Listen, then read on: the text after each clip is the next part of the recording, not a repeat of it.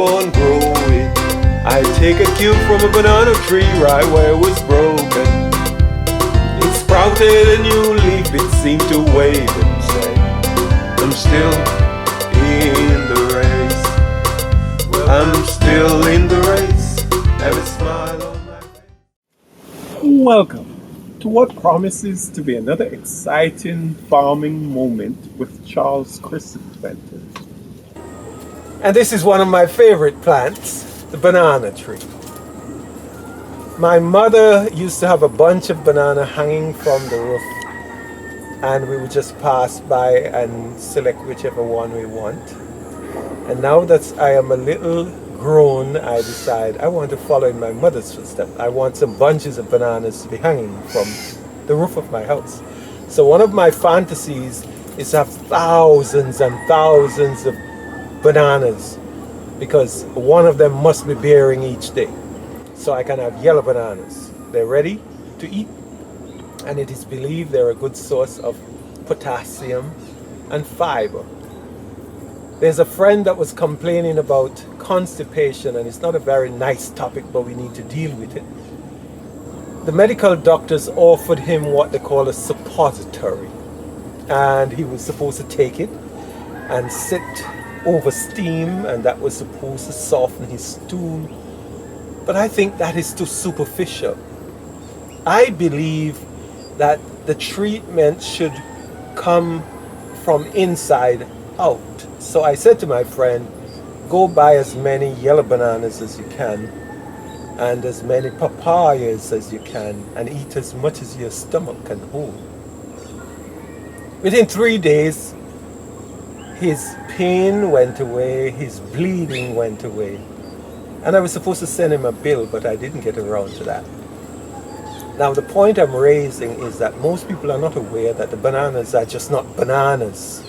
They have a lot of fiber. And if you eat a certain amount, the fiber allows the undigested food to slide through your intestines better. The fiber helps to lock on to toxins, acids that will build up and be absorbed into your bloodstream and make you sick. So just by eating lots of yellow bananas, you go to your toilet and within a few seconds you're done. You do not need to walk with your reading book once you're eating enough bananas, because you would be done letting out your stool within seconds between start and finish. So this is one of my recommendations.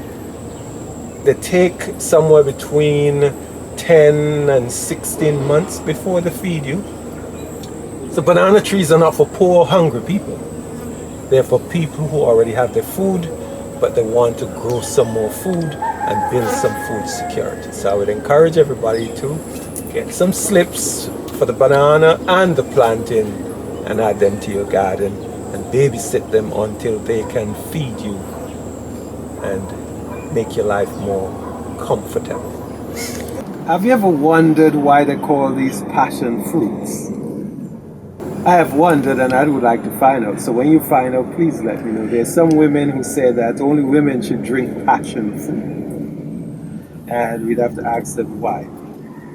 But from a scientific point of view, I'm more interested in the fact that it's a running vine, and it starts as a little tiny plant, and it has the ability to climb. It searches for the light. So if you're in an area where there is a limited light, you might want to build what is called a trellis, as tall as you can get it, so the vines can run up to capture the evening light. It is believed that there are sectors of light. If you look at the position of the sun at this minute, it's as far north as it will go in the year, around June 21st. And if you follow its apparent movement, by December it would tend to be further south. Now if you can mark both points in your mind, you would want to make sure you can view those 2 points before you set your plant in the ground, because it appears that the evening light is much calmer and it allows the photosynthesis to happen with less stress, and the fruiting happens more quickly. I've noticed where that evening light is available, you have fruiting happening much earlier. The next thing to pay attention to is what I call the sector of sunrises. In June, you would notice that the sun is as far north as it would be, and you want to mark that point at sunrise.